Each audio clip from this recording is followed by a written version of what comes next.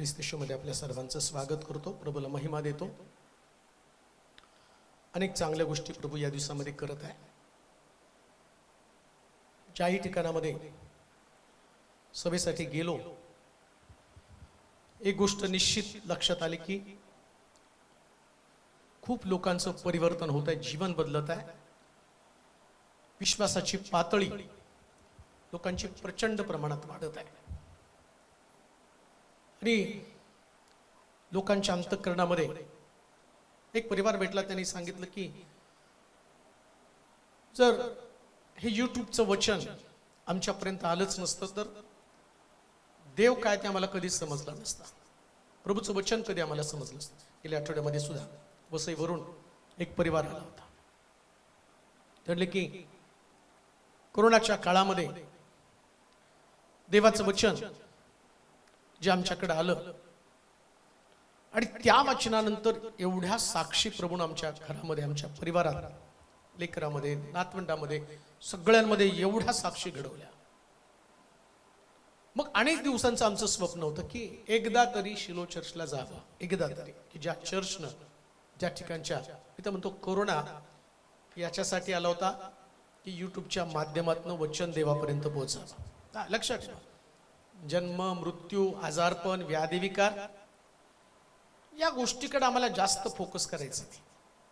मृत्यू सगळ्यालाच, नाही का? गेल्या आठवड्यात आम्ही प्रार्थना केली, पास्टर वळवी आमच्यामध्ये नाही, म्हणजे मृत्यू कोणाला टळत नाही, प्रत्येकाला मृत्यू येणारच आहे. परंतु असं म्हटलंय, लिहून ठेव, लिहून ठेवायला सांगितलं बरं का. ख्रिस्तामध्ये मरणारे ते धन्य. म्हणजे मुख्य भाग काय? ख्रिस्तामध्ये असणं. जर ख्रिस्तामध्ये असाल मग मरणाची भीती वाटत नाही. मी तर म्हणतो मरण ही सगळ्यात सामान्य बाब आहे, कॉमन बरं का. ज्याची आम्ही भीती बाळगतो, ज्याच्याविषयी आम्हाला वेगळंच काहीतरी वाटत असतं की अरे बापरे मरण मरण. पाऊल म्हणतो मला ध्यानाचा मोठा पेच आहे, जिवंत तर प्रभूची सेवा करेल, मेलो तर. कुठल्याच गोष्टीची भीती बाळगू नका. प्रभूला भेटण्याची उत्कंठा असू द्या, प्रभूला भेटण्याची उत्कंठा. बऱ्याच गोष्टी या दिवसामध्ये मी पाहिल्या. औरंगाबादमध्ये एक आंटी साक्ष देत होत्या. साक्ष देता देता रडायला लागल्या. माझी अनेक स्वप्न होती, देवाने पूर्ण केली, अनेक प्रार्थना देवाने ऐकल्या. आता माझं एकच स्वप्न आहे, शिलो चर्चला जायचं. ते शिलो चर्चला मी कधी जाते त्याच्यासाठी मला तळमळ. पाळक साहेब तुमचं चर्च लवकर बांधा, का तर आम्हाला तुमचं चर्च बघायलाच. त्यास मला कळलं की लोकांची स्वप्न ॲटलिस्ट शिलोला एकदा तरी भेट द्यावी आहे. मग कधी कधी वाईट पण वाटतं की अजून बांधकाम आपण पूर्ण करत नाही. 2 वर्ष होत आली पण पैसा प्रभूनं अद्भुत रीतीने दिला, देत आहे. याच्याकडं पण औरंगाबादमध्ये गेल्यावरती एक उपदेश, त्या उपदेशानं, शेवटच्या उपदेशामध्ये अनेकांना हलवून टाकलं देवानं. कांबळे म्हणून कोणतरी एक सिस्टर होत्या, त्या आल्या, गळ्यातलं पटकन तोडलं. काही नव्हतं, 4 मणी आणि थोडंसं काहीतरी होतं. हे घ्या तुमच्या चर्चच्या बांधकामासाठी. म्हणजे लोकांचं इतकं प्रेम आहे, इतकं प्रेम आहे. तिचे ते 4 मणी पाहिल्यावर म्हटलं किती गरीब आहे आणि तिला सुद्धा वाटतं की चर्च लवकर बांधून व्हावा. त्यानंतर आणखीन एक आमची बहीण कोमल तिथं होती. ती म्हणते काही पण करून दादा तू घरी ये. मी टाळत होतो की नको जायला, आता उशीर होतोय. माझं सगळं लक्ष इकडं बांधकामाकडे असतं की इथं यायचं, काय चाललं ते पाहायचं. परंतु तिने सारखा फोन केला, नाही तू ये, तुला यायला पाहिजे. आणि मग परत वाटवळती करून तिच्या घरी गेलो. मग ती पण रडायला लागली. देवानं काही कमी ठेवलं नाही, सगळं भरपूर दिले देवानं. मी पण ठरवलं की माझे जेवढे दागिने आहेत, मग तिचे कानातले, मग एक छोटीशी अंगठी आणि तिच्या गळ्यातलं ते काढून ठेवलं. आणि म्हटली, रडत रडत म्हटली, देवानं मला कालच्या उपदेशात प्रेरणा दिली हे चर्चला द्यावं. तिचं सर्वस्व तिने काढून देऊन टाकलं. म्हणजे चर्चवरती लोक, मिनिस्ट्रीवरती, वचनावरती लोक एवढं प्रेम करत आहे. तर कमिटीला हात जोडून विनंती आहे, लवकर हे काम पुढं सरकणं गरजेचं आहे. मी ज्या तळमळीनं पळतोय, धावतोय, कुठल्या गोष्टीचा विचार न करता सगळ्या गोष्टी धावपळ करून करून पैसा उभं करणं ही गोष्ट सोपी नसते, फार कठीण असतं. आणि नुसतं आपल्या चर्चनी स्लॅब सुद्धा झाला नसता, कायम लक्षात ठेवा. तुमच्या ताकदीनं फक्त मिशन, विजन आणि देवाचा पुरवठा याच्यानंही शक्य आहे. म्हणून अधिक प्रार्थना करा. लोकांच्या भावना आहेत, लोकांना वाटतं चर्च बांधून पूर्ण व्हावं आणि त्या ठिकाणात आम्ही आराधनेसाठी यावं. आराधनेसाठी मला माहिती की या चर्चच्या बांधकामानंतर महाराष्ट्राच्या खूप गावांमध्ये, खेड्यांमध्ये जाण्यासाठी मला मोकळीक मिळणार आहे. हे बांधकाम माझं मिशन जरी असलं तरी माझं मुख्य मिशन आहे देवाचं वचन गल्लोगल्ली गेलं पाहिजे. गल्लोगल्ली ते वचन जे आहे ना, इतकं लोकांमध्ये काम करत आहे, प्रचंड प्रमाणात काम करत आहे. काही लोकांची जीवन बदलत आहे, तुटलेली कुटुंब एकत्र येत आहे, पाळक लोकांना स्थिर करण्याचं काम करत आहे. इतकं प्रभावी. मी तर म्हणतो या दिवसामध्ये मला असं वाटायला लागलं की याच्या अगोदर का मी अनेक लोकांपर्यंत पोहोचलो नाही. पण मला माहिती आहे देवाचा समय, त्या समयाप्रमाणे देव सगळीकडे घेऊन जात आहे. अजून एक गोष्ट ध्यानात ठेवा, सारा फोकस तुमचा फक्त देवाकडे असला पाहिजे, बाकी कुठंच नको. अवतीभोवती तुमचं लक्षच नको आहे. आणि जेव्हा तुमचं मिशन, तुमचं विजन आणि प्रभू ज्या गोष्टी तुम्हाला दाखवतो तिकडं तुम्ही धावत असताना, तेव्हा देव त्याचं कार्य आमच्यामधनं करत असतो. देवाला कार्य करण्यासाठी लोक आवश्यक आहे, परंतु तो सगळ्याला वापरत नाही. सगळ्याला नाही वापरत. वापरण्यासाठी त्याला तडजोड न करता त्याला बिलगून राहणारे लोक आवश्यक आहे. तडजोड न करता, कॉम्प्रोमाइज नको आहे. आणि कसं तरी रडत खडत जीवन जगायचं, आत्मिक जीवन. मी तर म्हणतो त्या जीवनाला पण अर्थ नसतो. आत्मिक जीवन एखाद्या योद्ध्याप्रमाणे जगावं लागतं. सगळ्या गोष्टी दुर्लक्षित करून, जसं पौल म्हणतो, नेमून दिलेल्या धावपट्टीकडे मी धीरानं धावत आहे. नेमून दिलेल्या धावपट्टीकडे. काय होतं माहिती का, जेव्हा आम्ही धावायला निघतो ना, तेव्हा आमचं लक्ष विचलित होणाऱ्या असंख्य गोष्टी घडत असतात. असंख्य. हे स्पिरिच्युअल लाईफ तुम्हाला वाटतं तितकं सोपं नाही. आणि डिस्ट्रक्शन त्याच्यामध्ये येणार आहे, अनेक प्रकारचं अडखळणं तुमच्याकडे येणार. परंतु अडखळण येत असताना अडखळणाची चर्चा नसती करायची. अडखळण तर येणारच, आणि तुम्ही देवाचं काम करत आहात. देवाचं काम आहे म्हणजे देवाचं काम करत असताना तुम्हाला कोणत्याच गोष्टी सहज आणि सोप्या घडू शकत नाही. आणि सहज सोप्या घडणाऱ्या गोष्टी हे योद्ध्याला शोभत नसतात. योद्धा असतो त्याच्या समोर जायंट्स असावा लागतो, गल्ल्यात असावा लागतो. परंतु गल्ल्यात असल्यावर सगळ्यात मोठा विजय तुमचा असतो. म्हणून लक्षात घ्या, आज संपन्नतेकडे जाण्याच्या गुप्त मार्गाविषयी आम्ही पाहणार आहोत. सगळ्याला संपन्न व्हायचंय. व्हायचंय का नाही व्हायचंय? पण तो एक गुप्त मार्ग आहे. बरं, संपन्नता म्हणजे नुसती फायनान्शियली नाही बरं का. फायनान्शियल संपन्नता तुम्ही देवाच्या बरोबर असल्या कारणानं तुम्हाला मिळतीच. मिळत नाही असं होत नाही बरं का. जर तुम्ही देवाच्या बरोबर चालला तर आपोआप देव तुम्हाला ती संपन्नता देतो. तुम्हाला वाट नाही बघा, गेल्या आठवड्यामध्ये वसईचा एक परिवार आला होता. मग त्यांनी सूरजच्या हातातच दिलं होतं, एक पाकिट दिलं होतं. म्हटलं एक तुमचं आणि एक चर्च बांधकामाचं. आणि वर जाऊन उघडलं, बघितलं तर 50,000 मला, 50,000 चर्चला. ह्याच्यासाठी प्रार्थना करावी लागत नाही, देव आपोआप देत असतो. प्रश्न तो नाही. बऱ्याच वेळा होतं काय माहिती का, संपन्नता संपन्नता संपन्नता या गोष्टीच्या इतकं आम्ही मागे लागतो तर खऱ्यात असणारी संपन्नताच आम्ही विसरून जातो. तेव्हा तुम्ही राहिला अब्राम, मूर्त्या बनवणारा, प्रभूच्या बरोबर चालला. चालता चालता तो आशीर्वादी झाला. त्यानं मागितलं नव्हतं मला उंट दे, सोनं दे, रूप दे, गाढवं दे, मागितलं. मुळामध्ये तुम्ही देवाबरोबर चालता, मग देव देणार कोणाला? तुम्हालाच देऊन टाकणार ना. म्हणून तो म्हणतो तुम्ही त्या गोष्टी नाही मागायच्या ज्या तुम्हाला मिळणार आहेत.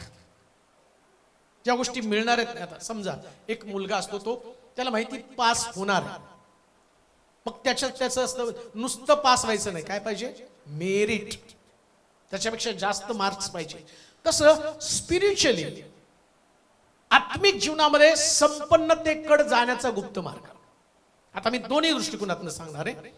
एक तर तुम्ही स्पिरिच्युअली संपन्न होणार आहे, आणि दुसरी फायनान्शियली पण तुम्ही संपन्न होणार आहे, म्हणजे सुबत्ता तुमच्याकडे येणार आहे. परंतु लक्षात ठेवा, जेव्हा तुम्ही आत्मिक गोष्टीकडे लक्ष पुरवता, आत्मिक गोष्टीकडे लक्ष पुरवता, आत्मिक गोष्टीकडे पाहत असताना काही स्टेप्स, काही लेवल, काही सिद्धांत तुम्हाला पाळावे लागतात. आणि सिद्धांताशिवाय तुम्हाला देवाकडनं कोणतेच आशीर्वाद मिळू शकत नाही, कोणतेच. तो यात लिहिलेल्या गोष्टी तू पाळशील, अनुवादाच्या पुस्तकामध्ये म्हटलं, तर सगळे आशीर्वाद तुझ्या माग धावत येतील, धावत येतील. परंतु पुष्कळ वेळा देवाच्या वचनाकडे दुर्लक्ष केल्या कारणानं आम्हाला आशीर्वादाची अनेक वर्ष वाट पाहावी लागते, अनेक वर्ष. अब्रामाच्या बाबतीत तसं झालं नाही. अब्रामाला देवानं सगळे आशीर्वाद दिले, कारण त्याचा फोकस त्या असणाऱ्या उंटांकडे, गाढवांकडे किंवा सोन्या चांदीकडे नव्हता. त्याचा फोकस व्हॉइस ऑफ गॉड, देवाचा आवाज, देव काय बोलत आहे.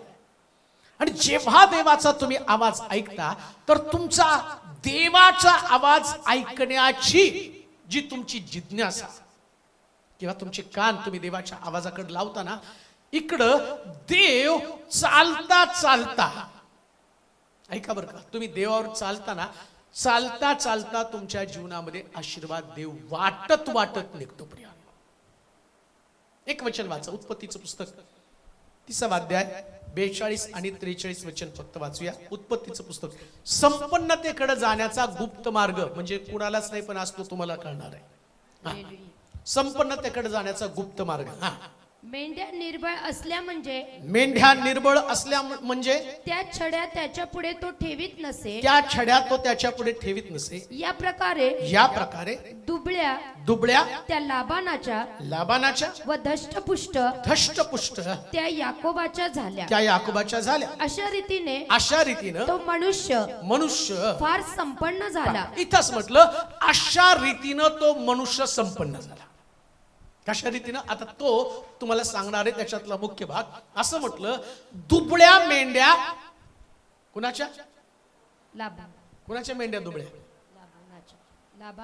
लाबानाच्या दुबळ्या. अजून तो मनुष्य याकोब त्याचं नाव आहे, पण तिथं याकोब नाही बोलायचं, तो मनुष्य मी आहे, पास्टर मनोज तेलोरे. तुमच्याविषयी मला काही घेणं देणं नाही, तुम्हाला संपन्न व्हायचं व्हा नका हो, त्याच्याशी मला काही घेणं देणं नाही. पण तो मनुष्य कोण आहे? पास्टर मनोज तेलोरे. दुबळ्या मेंढ्या, ज्या दुबळ्या मेंढ्या, या दुबळ्या मेंढ्यांकडं असं म्हटलं त्या लाबानाच्या स्वाधीन करण्यात आल्या, दुबळ्या मेंढ्या. आणि तो मनुष्य, ज्या मनुष्या संबंधानं सांगितलं की त्या मनुष्यानं सर्व प्रकारच्या बलवान मेंढ्या, 2 मेंढ्या आहेत, एक दुबळ्या मेंढ्या आणि दुसऱ्या बलवान मेंढ्या. ऐका बरं का, तुमच्या आणि माझ्या जीवनामध्ये याकोब हा संपन्नतेचा मार्ग आम्हाला शिकवत आहे. काय संपन्नतेचा मार्ग आहे? त्यानं दुबळ्या मेंढ्यांसमोर छड्या ठेवल्या नाही, आणि दुबळ्या मेंढ्या त्यानं लाबानाला देऊन टाकल्या आणि स्वतःकडं धष्टपुष्ट मेंढ्या ठेवल्या. आता धष्टपुष्ट मेंढ्या आणि दुबळ्या मेंढ्या, या 2 मेंढ्या, त्याच्याविषयी ज्यावेळेस तुम्ही विचार कराल त्यावेळेस तुम्हाला कळेल मी संपन्न का होत नाही, कारण माझी मेंढी दुबळी आहे. दुबळी मेंढी. बरं, दुबळी मेंढी. आता पहा, याकोब जो आहे तो याकोब संपन्न होण्यासाठी योग्य प्रकारचा फॉर्म्युला वापरत आहे. एक फॉर्म्युला आहे त्याच्याकडे.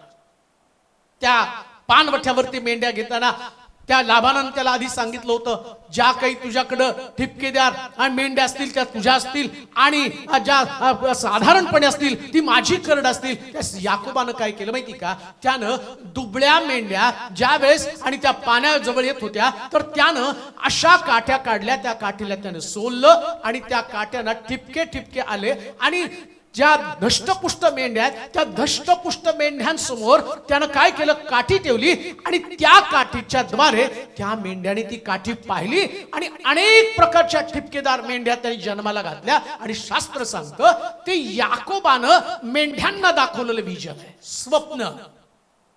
ऐका, परमेश्वर कोणाला संपन्नतेचं स्वप्न दाखवतो, जे दुर्बळ आहेत त्यांना संपन्नतेचं स्वप्न दाखवत नाही. तुम्हाला संपन्न व्हायचं, संपन्नतेसाठी तुम्हाला पहिल्यांदा तुमच्यातला दुबळेपणा निघून गेला पाहिजे. कोण दुबळ आहे? दुबळ्या मेंढ्यांचं अस्तित्व काय आहे? कान देऊ नाही का? कळपामध्ये दुबळ्या मेंढ्या कधीच नको आहेत. आमीन म्हणाल का? त्या कळपामध्ये ज्या मंडळीमध्ये दुबळे असणारे लोक आहेत ते चर्च कधी संपन्न होऊ शकत नाही. ते चर्च कधी विजन त्यांच्याकडे नसणार आहे. मग ही दुबळेपण काय आहे? ज्या दुबळेपणाविषयी आम्हाला विचार करणं गरजेचं आहे. रोमकराचं पत्र 4 अध्याय 18 ते 21 वचन वाचा, दुबळेपण तुम्हाला समजेल. रोमकराचं पत्र 4 अध्याय 18 ते 21 वचन. तशी तुझी संतती होईल, तशी तुझी संतती होईल, या वचनाप्रमाणे त्याने बहुत राष्ट्रांचा बाप व्हावे, बहुत राष्ट्रांचा बाप व्हावे. म्हणून आशेला जागा नसतानाही त्याने आशेने विश्वास ठेवला. तथापि विश्वासानं दुर्बळ न होता आपले निर्जीव झालेले शरीर तो सुमारे 100 वर्षाचा होता. व सारा हिच्या गर्भाशयाचं निर्जीवपण ही त्याने लक्षात घेतलं. परंतु देवाच्या अभिवचनाकडे पाहून तो अविश्वासामुळे टळमळला नाही, तर विश्वासानं सबळ होऊन त्याने देवाचे गौरव केले. आता कोणाला परमेश्वर संपन्न बनवतो? तर दुर्बळ कशाच्या बाबतीमध्ये? दुर्बळ विश्वासाच्या बाबतीमध्ये. जर तुमच्यामध्ये तुम्ही विश्वासाच्या बाबतीमध्ये दुर्बळ असाल, नेमकं विश्वासाच्या बाबतीमध्ये दुर्बळ असणं म्हणजे काय? तुमच्या जीवनामध्ये पॉझिटिव्हिटी नसणं ही कॉमन गोष्ट आहे. अवतीभोवतीचं वातावरण, तुमचं शरीर असेल, तुमची आर्थिक परिस्थिती असेल, तुमचे नातेसंबंध असतील, तुमचं एज फॅक्टर असेल, तुमच्या ओळखी संबंधांना असेल, या सगळ्या गोष्टी तुमच्या जीवनात नकारात्मक आहे. बरं, तुम्ही देवाच्या घराचे सदस्य आहात, तुम्ही परमेश्वराचे निवडलेले लोक आहात. आता परमेश्वराचे निवडलेले लोक आहेत म्हणजे तुम्ही तारण स्वीकारलं, तुम्ही ख्रिस्ताला स्वीकारलं. आता तारण आणि ख्रिस्त तुमच्याकडे असला म्हणजे सगळ्या गोष्टी तुमच्या बाजूला अनुकूल नसणार आहेत. ना तुमचं शरीर तुम्हाला साथ देणार आहे, ना तुमची आर्थिक परिस्थिती तुम्हाला साथ देणार आहे, ना तुम्ही जे करत असलेलं काम ते पण तुम्हाला साथ देणार आहे. कदाचित तुम्ही अशा एजला आलेला असाल ज्या एजला अब्रामाची स्थिती काय? त्याच्या पत्नीचं मृत झालेलं गर्भाशय, परंतु देवाचं अभिवचन आहे. नीट आहे का? परमेश्वर कोणाचं अभिवचन पूर्ण करतो? जे नकारात्मक परिस्थितीमध्ये आशा नसताना सुद्धा परमेश्वरावरती विश्वास ठेवतात. संपन्नतेकडे जाण्याचा मार्ग हाच आहे. जेव्हा तुमच्याकडे आशा नाही, लक्षात ठेवा, आशा असताना तुम्हाला संपन्न होता येत नाही. दुसऱ्या भाषेत मी असं म्हणेल, जेव्हा तुम्ही गरीब असताना तेव्हाच तुम्हाला धनवान होण्याचे चान्स असतात. आशेला जागा नाही. चारीचं गर्भाशय मृत आहे. आणि बघा, देवाला काम करण्यासाठी अशा लोकांची गरज आहे. देवाला काम करायचंय तर काम करताना देव काय करतो माहिती का? अशा लोकांमध्ये काम करतो की ज्याचं काम पाहिल्यावर लोक थक्क होतील. आता बघा, समजा 40, 50, 30 वर्षाचं कोणीतरी आहे व्यक्ती आणि परमेश्वर त्याला म्हणतो, जा तुला मी लेकराचा आशीर्वाद. याच्यात काय मिरॅकल असणार आहे? काय विशेष चमत्कार असणार आहे? परंतु देवाने अब्राम आता देवाला लेकरू द्यायचं होतं, तर त्यांनी अब्रामाला सांगितलं, मग मी तुला लेकरू देणार आहे. आणि तो त्याच्या बायको, अरे देवा, गर्भाशय मेलय. अरे गर्भाशय मेलय म्हणून तर तुला लेकरू द्यायचंय. संपन्नतेचा मार्ग हाच आहे. जेव्हा अवतीभोवतीची परिस्थिती सगळी निराशवादी असती तेव्हा परिस्थितीकडे बघू नका, परिस्थिती बदलणाऱ्या देवाकडे पहा. तो देव तुम्हाला संपन्नतेकडे घेऊन जात असतो. कोण दुर्बल आहे? काही लोक सारखं निगेटिव्ह बोलत असतात आणि काही लोक, अजून एक गोष्ट मी तुम्हाला सांगतो, नकारात्मक बोलणारे लोक तुमच्या जीवनात पेरलेले असतात. कशासाठी? तुम्ही विश्वासानं सबळ व्हावं. अजून त्याच्या पलीकडे जाऊन सांगतो, जेव्हा लोक तुमच्याविषयी जितकं जास्त नकारात्मक बोलतील तितके जास्त आशीर्वाद देव तुम्हाला देत असतो. त्याच तुम्हाला नसतं खचून जायचं. हे बायबलचं रहस्य आहे. कोणाला देव बनवतो, कोणाला संपन्नतेकडे नेतो. इथं असं म्हटलं, वाचा वचन परत एकदा. तशी तुझी संतती होईल, तशी तुझी संतती होईल. या वचनाप्रमाणे त्याने बहुत राष्ट्रांचा बाप व्हावे. किती लोकांचा? बहुत एक गोष्ट राष्ट्रांचा. लक्षात ठेवा, जेव्हा संपन्नतेचा गुप्त मार्ग तुम्हाला देव सांगत असतो ना, तेव्हा तुमची परिस्थिती साधारण परिस्थिती असू द्या, तुमची फायनान्शियल, तुमची आर्थिक परिस्थिती, तुमची कौटुंबिक स्थिती सगळी साधारण असू द्या, प्रॉब्लेम नाही त्याच्यामध्ये. सगळ्या बाजूनी चांगला विचार तुम्ही करू नका. जेव्हा प्रभू तुमच्याशी बोलत असतो ना, देवाचं वचन तुमच्याशी बोलत असतं, फक्त देवाच्या वचनाकडेच फोकस करा. फक्त देवाच्या वचनाकडे.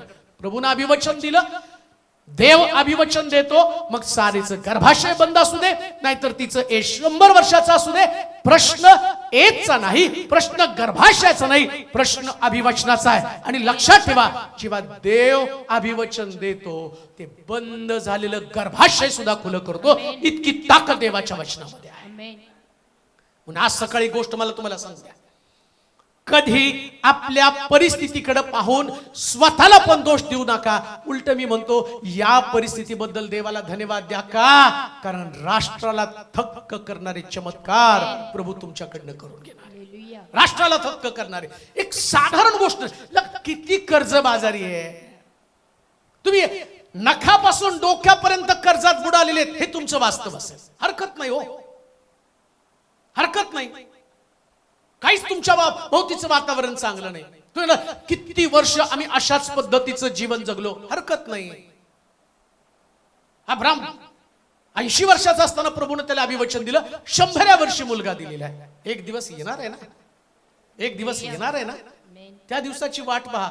आणि तो दिवस आल्यावर तुम्ही सगळ्यांचे बाप बनणार आहात. सगळ्यांचे बाप तुम्ही म्हणणार आहात. जे अब्रामाला नावं ठेवत होते आणि म्हणत होते ना, अब्रामा तुझ्याकडे लेकरू नाही, तुझ्याकडे लेकरू नाही. अब्राम इसाकाला घेऊन जाताना तो म्हटला, आता माझ्याकडे नुसतं लेकरू नाही, राष्ट्रांचा बाप हा आशीर्वाद माझ्याकडे आहे, राष्ट्रांच्या बापाचे आशीर्वाद तुमच्याकडे आहे. हा संपन्नतेचा गुप्त मार्ग आहे. विश्वासामध्ये मजबूत व्हा. आणि जो व्यक्ती विश्वासामध्ये मजबूत आहे तो फक्त विश्वासाच्या गोष्टी बोलतो, फक्त विश्वासाच्या, दुसऱ्या गोष्टीच नाही. अहो, तुम्ही या पृथ्वी तलावर विश्वासाच्या गोष्टी बोलण्यासाठी जन्माला आलेला आहात. आणि सैतान तुमचं लक्ष डायव्हर्ट करतो. तो तुम्हाला विश्वास सोडून बाकीच्या चर्चेमध्ये अडकवतो. नाही, तुम्ही फक्त फेथच्या, विश्वासाच्या गोष्टी बोलायचं. आणि दुसऱ्या भाषेमध्ये लोक त्याला म्हणतात फुगीर. फुगीर म्हणजे मोठ्या मोठ्या गोष्टी बोलतात. लक्षात ठेवा, देवाच्या लोकांनी साध्या गोष्टी बोलायच्याच नाहीत. मग तुम्ही देवाचे लोक आहात. आणि लोकांनी तुम्हाला काय म्हणतात याचा विचार नाही तुम्हाला करायचा. कारण लोकांना देव माहित नाही, तुम्हाला देव माहित आहे. लोकांनी साक्षी पाहिल्या नाही, तुम्ही साक्षी पाहिल्या. लोकांनी चमत्कार पाहिले नाही, तुम्ही चमत्कार पाहिले. लोकांनी प्रभूच्या हाताकडे पाहिलं नाही, तुम्ही प्रभूच्या हाताकडे पाहिलं. जेव्हा तुम्ही प्रभूकडे पाहता, मोठ्या गोष्टी बोला, मोठ्या गोष्टी बघा. एक गोष्ट तुम्हाला सांगतो, तो टर्निंग पॉइंट एकदा येणार आहे, ज्याची तुम्ही वाट पाहता. तो टर्निंग पॉइंट येणार आहे. आपला विश्वास त्या लेवलला घेऊन जा, ज्या लेवलला प्रभू तुम्हाला संपन्नतेशी जोडणार आहे. म्हणून शास्त्र सांगतं, दुबळ्या असणाऱ्या मेंढ्यांसमोर त्यांनी काठ्या ठेवल्याच नाही. कुणी? याकोबानं. त्याला माहितीये हे जास्त मेंढ्या जन्माला घालणार नाही, आणि त्याला माहितीये सबळ मेंढ्या.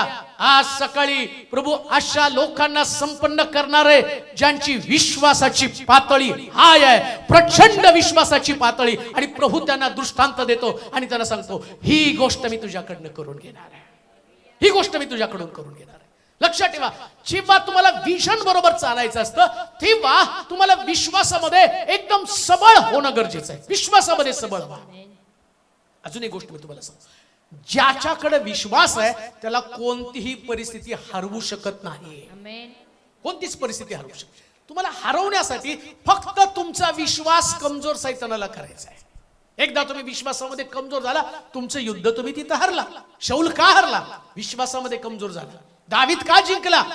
तो म्हणतो परमेश्वरानं सिंहाच्या तोंडातनं मेंढी काढताना माझ्यासोबत होता, अस्वलाच्या जबड्यातनं मेंढरू काढताना तो माझ्यासोबत होता, आता गल्ल्यातासमोर लढताना सुद्धा तो माझ्यासोबत असणार आहे. म्हणून त्यानं एवढं मोठं विजय मिळवला. आणि लक्षात ठेवा, हे तुम्हाला मी सांगत असताना तो दावीद मेंढर चारणाऱ्यापासून राजाकडे गेला. संपन्नतेचा गुप्त मार्ग त्याला कळाला.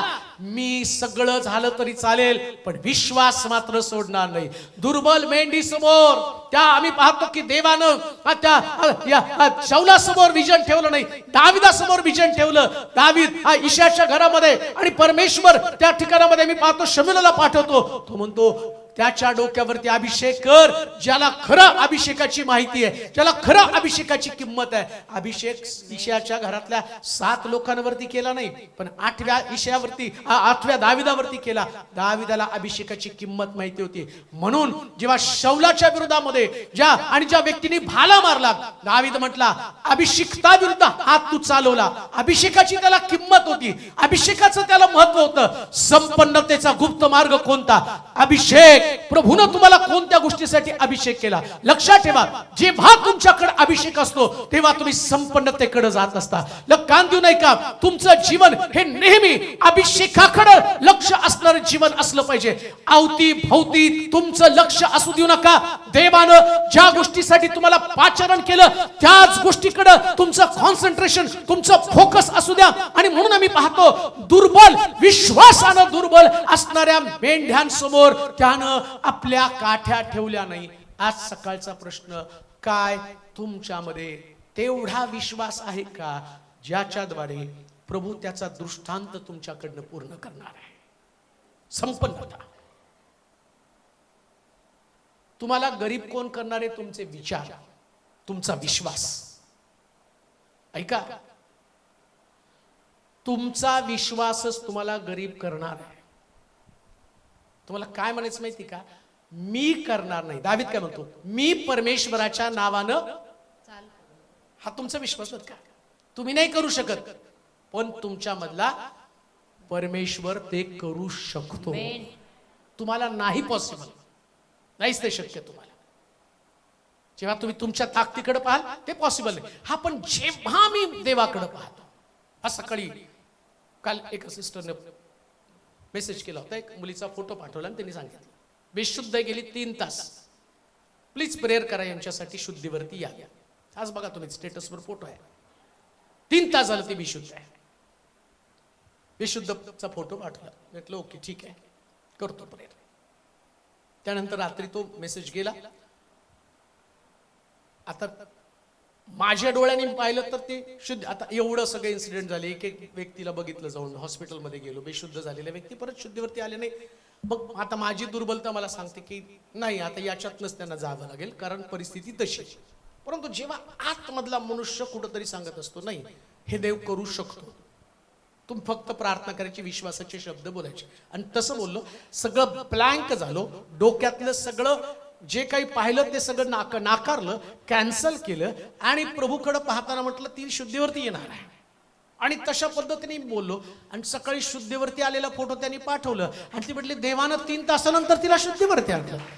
तुम्हाला कॅन्सल करायचं सगळं तुमच्या भोवती निर्माण झालेलं वातावरण, ते निर्माण झालेलं लुसिफर तुमच्या भोवतीचं वातावरण निगेटिव्ह, दुर्बल.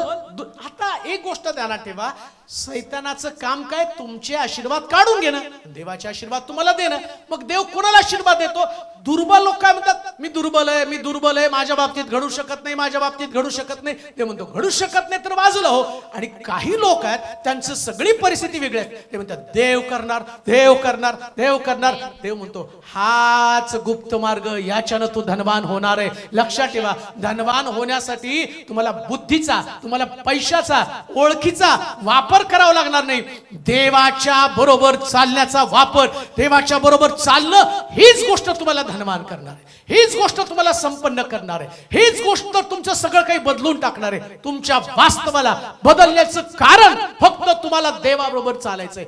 म्हणून माणसाबरोबर नको, पण देवाबरोबर चाला. आमेन. माणसं तुम्हाला निराश करणार आहे, डिस्टर्ब करणार आहेत. आणि अजून एक गोष्ट तुम्हाला सांगतो, माणसं तुमच्याविषयी वाईट बोलले म्हणून देव तुमचं वाईट करत नाही. हालेलुया. तेव्हा सगळं उलट आहे. जेव्हा लोक तुमच्याशी वाईट वाईट बोलायला लागले ना, देव सगळं चांगलं चांगलं तुमच्या जीवनात करतो. आमेन. म्हणून देवाला म्हण थँक्यू. हालेलुया. देवा सगळ्या गोष्टीबद्दल थँक्यू. का तर लोक माझ्याविषयी वाईट बोलत आहे, वाईट विचार कर. जेवढा तुमच्याविषयी वाईट तेवढं तुम्ही जास्त पॉझिटिव्ह बनायचं. आमेन. हा संपन्नतेकडे जाण्याचा मार्ग आहे. अजून एक गोष्ट सांगतो, जेवढं जे बोलणारे लोक तुमच्याविषयी वाईट असतील ते संपन्नतेकडे जात नाही, पण ज्यांच्याविषयी बोललं जातं देव त्यांना संपन्न करतो. हा संपन्नतेचा गुप्त मार्ग आहे. हालेलुया. समजलंच नाही लोकांना ते. त्यांनी सारा त्यांचा वेळ त्याच्यामध्ये खर्च केला. कशासाठी? जेणेकरून देवाचे आशीर्वाद आपण घेण्याचे. मी असं म्हटलंय शास्त्रामध्ये, मी किती वेळा ते वचन नाही, माझ्यामुळं लोक तुमच्याविषयी लबाडीने वाईट, मला वाटतं मत्त्याचं शुभवर्तमान किती वाद्या 5 वाद्या आणि किती वचन, अच्छा बरं 10. नीतिमत्वाकरिता ज्यांचा छळ झाला आहे ते धन्य, कारण स्वर्गाचे राज्य त्यांचे आहे. हा. माझ्यामुळे जेव्हा लोक तुमची निंदा व छळ करतील आणि तुमच्या विरुद्ध सर्व प्रकारचे वाईट लबाडीने बोलतील, तेव्हा तुम्ही धन्य आनंद करा उल्हास करा. कारण स्वर्गात तुमचे प्रतिफळ मोठे आहे. म्हणजे लोक तुमच्याविषयी अपप्रचार करतात, वाईट बोलतात, तेव्हा प्रतिफळ कोण देतं? परमेश्वर. म्हणजे लक्षात घ्या, हे तुम्हाला का सांगतो माहिती का, जेव्हा तुमच्या विरोधामध्ये कुठलं तरी वाईट बोललं जातं तो संपन्नतेचा मार्ग आहे. हालेलुया. तो गुप्त मार्ग आहे. जे बोलणाऱ्या लोकांसंबंधानं म्हटलं यांच्यामुळे तुम्हाला प्रतिफळ मिळणार आहे. पण कधी कधी आम्ही काय करतो माहिती का, ते सिक्रेट गोष्ट आम्हाला माहित नसल्या कारणानं आम्ही निराश होतो, आम्ही कष्टी होतो, आम्ही दुःखी होतो. अरे तो म्हणतो आनंद करा, कारण तुमचं स्वर्गात प्रतिफळ मोठं आहे. म्हणून एक गोष्ट मी तुम्हाला सांगू का, जेव्हा आत्मिक जीवन जगताना फक्त फक्त फक्त फक्त व्हिजन कडे लक्ष द्या. आमेन. फक्त व्हिजन कडे लक्ष द्या. कोणाला काय बोलायचं बोलू द्या. आणि त्यांच्या बोलण्यानं देव त्याचं मन बदलत नाही. देवाला त्याचं मन आहे, तो काय आमच्या मनावर नाचत नाही. देव आहे तो, त्यानं ठरवलंय. तो म्हटलं 133 स्तोत्रामध्ये म्हटलं परमेश्वरानं आशीर्वाद देण्याचं निश्चित केलेलं आहे, देवानं ठरवलेलं आहे. आता देवानं आशीर्वाद द्यायचं ठरवलं तर काढून घेण्याचा अधिकार कोणाला पृथ्वी तलावर असणार आहे. म्हणून तो संपन्नतेचा गुप्त मार्ग आहे. त्याच्यात नाही अडकून पडायचं. याला मला माझ्याविषयी काय वाटतं, त्याला कोणाला काय काय वाटतं ना, देवाला माझ्याविषयी काय वाटतं ते महत्वाचं. देवाला माझ्याविषयी काय वाटतं आणि परमेश्वराचं आणि माझं नातं मजबूत असलं, मी देवाबरोबर चालत राहिलो, देवाची संगती ठेवली. म्हणून शास्त्र काय सांगतं, विश्वासानं दुर्बल असणाऱ्या लोकांसमोर त्यानं आपल्या काठ्या ठेवल्या नाहीत. कुणासमोर काठ्या ठेवल्या? ज्यांचा विश्वास मजबूत आहे, जे प्रभूला बिलगुण आहे. लक्षात ठेवा, विश्वास मजबूत असणं म्हणजे प्रभूला बिलगुण राहणं. कधी कधी आम्हाला विश्वासणारे ही व्याख्याच अजून कळलेली नाही. मला माहिती तारण झालं त्या दिवसापासून बिलीव्हरचं एकच चिन्ह होतं ओळखायचं, हालेलुया आणि प्रेज द लॉर्ड कोण म्हणतात. त्यावेळेस जेव्हा तारण झालं ना, त्यावेळेस प्रेज द लॉर्ड बोलले, मग हे बिलीव्हर्स आहे. आता बिलीव्हरची पुढची पायरी आहे, नुसतं प्रेज द लॉर्ड आणि हालेलुया म्हणणारे बिलीव्हर्स नाहीत, बिलकुल नाहीत बरं का. हालेलुया प्रेज द लॉर्ड म्हटलं तर तुम्ही बिलीव्हर्स होत नाही. बिलीव्हर्स होण्यासाठी वचनावर तुमचा विश्वास असला पाहिजे. वचनावर. ही प्राथमिक अवस्था आहे. प्राथमिक अवस्थेमध्ये नाही का, आता बघा एक छोटं पोरग असतं, लहान असतं, इवाला सांगितलं पोयम म्हण, मग तिले twinkle twinkle little star how I wonder what you are. इतका ट्विंकल ट्विंकल म्हणते.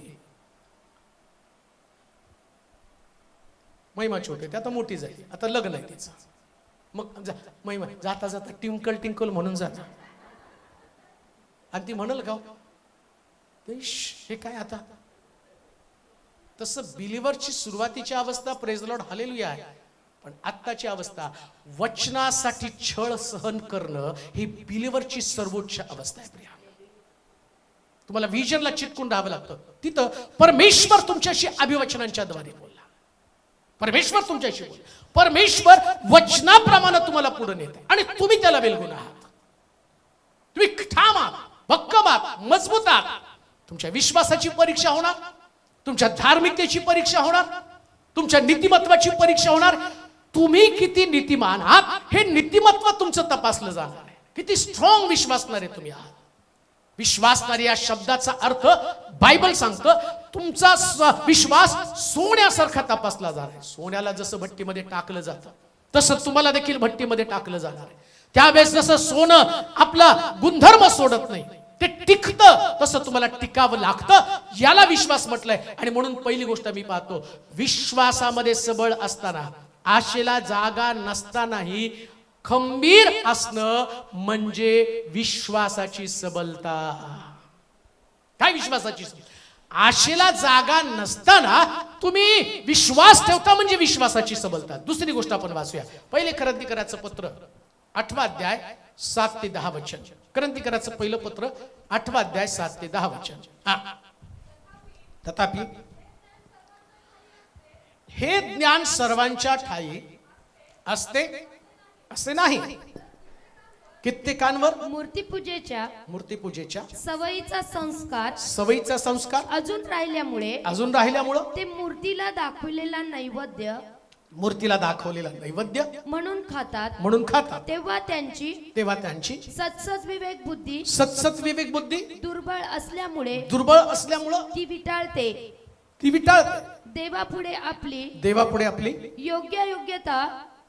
योग्यता अन्नाने ठरत नाही व खाण्यानं आपण कमी होत नाही आणि खाण्यानं आपण अधिक होत नाही. तरीही तुमची मोकळी दुर्बळास ठेच लागण्याचे कारण होऊ नये म्हणून जपा. आता काय तिथं असं म्हटलं, त्यानं दुबळ्या मेंढ्यांसमोर छड्या ठेवल्या. मी संपन्नतेचा मार्ग सांगत आहे. हा संपन्नतेचा मार्ग. आणि संपन्नतेचा मार्ग सांगत असताना पहिली गोष्ट म्हटलं, विश्वासानं दुर्बळ असू नये तर विश्वासानं सबळ असा. बघा, पहिला मार्ग विश्वास, स्ट्रॉंग. आणि विश्वास कुठला? आशेला जागा नसताना जो विश्वास तुम्ही ठेवता तो सबळ विश्वास. आता दुसरी गोष्ट, तुम्ही विश्वासानं दुर्बल असू नये. नीट ऐका, विश्वासानं दुर्बल. पहिली गोष्ट आम्ही पाहिलं विचारानं दुर्बल. पहिली गोष्ट आम्ही पाहिलं विश्वासानं दुर्बल. दुसरी गोष्ट आम्ही पाहत आहोत विचारानं दुर्बल. विचार बरं का. आता त्या ठिकाणामध्ये एक वचन जे पौलानं करंथीकराच्या मंडळीला सांगितलं, आणि तो काय म्हणतो माहिती का, काही लोक मूर्तीपूजक लोकांमधनं बाहेर आले. आता मूर्तीपूजेचा संस्कार त्यांच्यावरती अजून तसाच राहिला. मग ते आपल्यामध्ये आले, परंतु अजून पण त्या असणाऱ्या मूर्तीचा प्रसाद खाण्याची सवय त्यांची गेली नाही. नीट ऐका बरं का, काय सांगतो पौल. संपन्नतेकडे जाण्याचा मार्ग कोणता आणि तो मार्ग तुम्ही कसा अंगीकारणार ही गोष्ट तुमच्या ध्यानात घ्या. पहा, थोडला आले त्याच्यात. एवढ्या लवकर त्यांच्या सवयी सुटणार नाहीत, एवढ्या त्यांच्या लवकर त्यांच्या मनातलं तो असणाऱ्या गोष्टी जाणार नाहीत. पण पौल काय म्हणतो माहिती का, समजा त्यांनी तो प्रसाद खाल्ला, तो खाल्ला म्हणून काय शब्द वापरले, तो खाल्ला म्हणून खाण्यानं अधिक होत नाही. सगळं वाचा. देवापुढे आपली योग्यता अन्नाने ठरत नाही. न खाण्याने आपण कमी होत नाही आणि खाण्याने आपण अधिक होत नाही. आता देवासमोरची योग्यता बरं, नीट ऐका. संपन्नतेचा मार्ग मी तुम्हाला सांगत आहे. काय होतं माहिती का, आम्ही धार्मिक बनताना देवासमोर आम्ही हे नाही करत, आम्ही ते नाही करत, आम्ही ते नाही करत, आम्ही हे नाही करत. तो म्हणतो त्याच्यानं तुम्ही योग्य ठरणार नाही. कोणती गोष्ट? समजा याचा अर्थ मी प्रसाद खाण्याला प्रोत्साहन देत नाही, ते पण डोक्यातनं काढून टाका. पण मला तुम्हाला संपन्नतेचा मार्ग सांगायचा. तुम्हाला तुमची बरेच लोक नाही, एवढे वर्ष आम्ही चर्चला आलो, अजून आम्ही गरीबच आहे, एवढे वर्ष आम्ही चर्चला आलो, आमचं कर्जच पिटलं नाही. सगळं झालं तरी तुम्ही विचारांच्या द्वारे परिपक्व झाला का? विचार तुमचे कोणते विचार? बेसिक मध्ये असताना तुम्ही प्रभूकडे आला आणि तुमच्या सवयी सुटल्या नाही आणि तुम्ही मूर्तीपूजा आणि त्या मूर्तीचा प्रसाद तुम्ही खाता, सगळं काही करता, पण याचा अर्थ तुम्ही ते टाळलं म्हणून देव तुम्हाला आशीर्वाद दिला असं नाहीये. तुम्ही ते खात नाही म्हणून आता न खाणारे ते पण कर्जात आहे, खाणारे पण कर्जामध्ये. प्रश्न तोच आहे, संपन्नतेचा मार्ग कोणता? आता वाचा वचन ते परत एकदा. तथापि हे ज्ञान सर्वांच्या ठायी असते, सर्वांच्या ठायी असतं असं नाही, तर कित्येकांवर मूर्तीपूजेच्या सवयीचा संस्कार अजून राहिल्यामुळे. म्हणजे काही गोष्टींचे संस्कार आमच्यावरती आहे. विचार, संस्कार म्हणजे विचार. लक्षात ठेवा, एखाद्या व्यक्तीवरती संस्कार केले जातात म्हणजे काय? विचार लादले जातात, विचार लादले जातात. आता तुमच्यावरती विचार लादले, तुमचे विचार बदलले. पूर्वी तुम्ही चर्चला येत नव्हता, तुम्हाला तुमचे विचार बदलले, तुम्हाला आपोआप चर्चची ओढ निर्माण झाली. हे तुमच्यावरती झालेले संस्कार आहेत. संस्कार म्हणजे विचार. संस्कार हा शब्द जो आहे तो विचारांशी निगडीत आहे. आता त्या लोकांवरती त्या मूर्तीपूजेचा प्रभाव होते, ते संस्कार होते आणि ते सुटायला तयार नाही. आता इथं तो काय म्हणतो माहिती का? हे सगळं करत असताना एक गोष्ट ध्यानात ठेवा, ते सोडलं म्हणून पण तो काही तो जास्त धार्मिक नाही आणि तो खातो म्हणून तो कमी धार्मिक नाही. मग प्रश्न कोणता येतो? प्रभू समोर तुमची योग्यता, प्रभू समोर तुमची संपन्नतेकडे जाताना संपन्नतेचा गुप्त मार्ग कोणता? तुम्ही देवासमोर तुमच्या योग्यतेचा विचार करता. देवासमोर तुमच्या योग्यतेचा विचार. मग देवासमोर तुमच्या योग्यतेचा विचार करत असताना देवाचं वचन जे तुम्ही ग्रहण करता, ऐका, इथं त्यानं काय म्हटलं माहिती का? समजा तू खातो, ते आता खाल्ल्यामुळं काही जास्त फरक पडणार नाही, पण नवीन एक विश्वासणारा, ऐका बरं का, संपन्नतेचा गुप्त मार्ग तो ठीक आहे, तू खातोस, पण नवीन एक विश्वासणारा आला, त्यानं आत्ताच कुठून तरी प्रार्थनेमध्ये आला, आत्ता त्याला कुठंतरी सत्य समजलं आणि तू त्याच्यापेक्षा सिनियर आहे, तू त्याच्यापेक्षा जास्त देवाला ओळखतो, हा बेसिक आहे आणि तू त्याच्यापेक्षा थोडासा पुढे गेलेला व्यक्ती आहे, परंतु तुला तो पाहतो खाताना, त्याच्यामुळं तो ठेचकाळतो, त्याच्यामुळं तो. बघा, संपन्नतेचा मार्ग तुमच्या विचारावर कसा आहे मी तुम्हाला सांगतो. समजा जर तुम्ही आत्मिक जीवनामध्ये वाढलेले लोक आहात, तर तुम्ही असं वर्तन करावं लागतं की नवीन विश्वासणारा तुमच्यामुळं ठेचकाळला जाऊ नये. ही प्रभू समोर तुमची योग्यता. समजतंय का तुम्हाला? काय श्रीमंत व्हायचंय, धनवान व्हायचंय, आत्मिक जीवनामध्ये बलवान व्हायचंय, परंतु मी असा व्यक्ती आहे का कोणाला तरी अडखण होत आहे प्रभूमध्ये वाढण्यासाठी, देवामध्ये वाढण्यासाठी, टिकून राहण्यासाठी, प्रभूच्या वचनामध्ये वाढण्यासाठी. जे पवित्र आत्मा मला शिकवतो, आत्म्याच्या प्रेरणेने चाल, पवित्र आत्मा तुला काय सांगतो त्या पद्धतीने चाल. परंतु होतं काय माहिती का? आम्ही देहाच्या प्रेरणेने चालतो, जसं आमचा देह सांगतो. ध्यान सांगितलं, याला ती गोष्ट खावीशी वाटली, त्याला ती खाल्ली आणि ती दुसऱ्या व्यक्तीने पाहिली आणि तो व्यक्ती ठेच काढला, तो व्यक्ती वाढू शकत नाही. म्हणून लक्षात ठेवा, देवाचं वचन पाळत असताना तुम्हाला एवढं सतर्क राहावं लागतं, एवढं तुम्हाला बारीक लक्ष ठेवावं लागतं की मला कोणा व्यक्तीनं जर एखादी गोष्ट जी देवाच्या वचनामध्ये नाही ती करत असताना कोणी पाहिलं आणि तो ठेचकाळला आणि त्याच्या, मी काय म्हणतो की माझ्या समोर ते करताना, आता काय प्रॉब्लेम होतो माहिती का? माणसं संपन्न का होत नाही त्याचं कारण मी तुम्हाला सांगतो. बऱ्याच वेळा आमचं आत्मिक जीवन हे नेहमी एकमेकावरती अवलंबून असतं. एकमेकावरती ठिकाणात बसलेले कोणीच व्यक्ती असं म्हणणार नाही, 100% मी तुम्हाला सांगतो. हा, त्यांचं स्वप्न असतं. बऱ्याच ठिकाणात गेल्यावरती मला कोणीतरी एका सिस्टरनं मेसेज केला होता, मला तेलोरे पास्टर्स बनायचंय. म्हटलं तेलोरे पास्टर जेंट्स आहे, पण ती सिस्टर म्हणली मला तेलोरे पास्टर बनायचं. आता ती जनरल बनायचं म्हणजे काय? मला तुमच्या सारखं वचन सांगायचं. नाही, पॉसिबल नाहीये ते. 28 वर्षामध्ये काय काय केलं त्यांना काय माहितीये? असं चालू का इथं? 28 वर्षामध्ये काय साधी गोष्ट आहे का? चेष्टा नाही. वचन काय असं एक रात्रीत मला मिळालं नाही. काय पापड बेलने पडते म्हणतात ते हिंदीमध्ये, होत से पापड बेलने पडते. तसं होत नसतं कोणी. काय काय केलं, काय स्ट्रगल केलं, कसं कसं जगलो, कसं कसं राहिलं, किती अपमानित झालो, किती ठिकाणामध्ये माघार घ्यावी लागली, किती रडलो, किती ठिकाणी फिरलो, किती गोष्टींचा त्याग करावा लागला. बऱ्याच गोष्टी आहेत, बऱ्याच गोष्टी आहेत. एवढं सोपं नसतं. परंतु काय होतं माहिती का, हे बोलणं खूप सोपं असतं मला. आता मग तुम्ही काय करता माहिती का, तुम्ही तुमच्यातल्याच एका, मी ते नाही बनू शकत तर मी कोणाला बनतो, माझ्यापैकी एक सिस्टर एक ब्रदर, याला मी कॉपी करणार आहे. आता बघा इथं काय तो म्हणतो माहिती का, तू खातोस आणि तुला पाहणारा. आता यानं तर वचन ऐकलंय खायचं नाही म्हणून, पण यानं पाहिलं कुणाला, नवीन तारणात आलेल्या व्यक्तीला खाताना त्यानं पाहिलं. देवाच्या वचनात एकदा सांगितलं ना, मूर्तीला दंडवत घालू नको, आपल्यासाठी कोरी मूर्ती करू नको, त्याच्यासमोर ठेवलेलं खाऊ नको. हे सगळं माहितीये, पण तो व्यक्ती खातो. संपन्नतेचा गुप्त मार्ग. तो काय म्हटला, धष्टपुष्ट मेंढ्यांसमोर मी काय ठेवणार, काठी ठेवणार, आणि ती काठी नवीन मेंढ्याला जन्म देणार.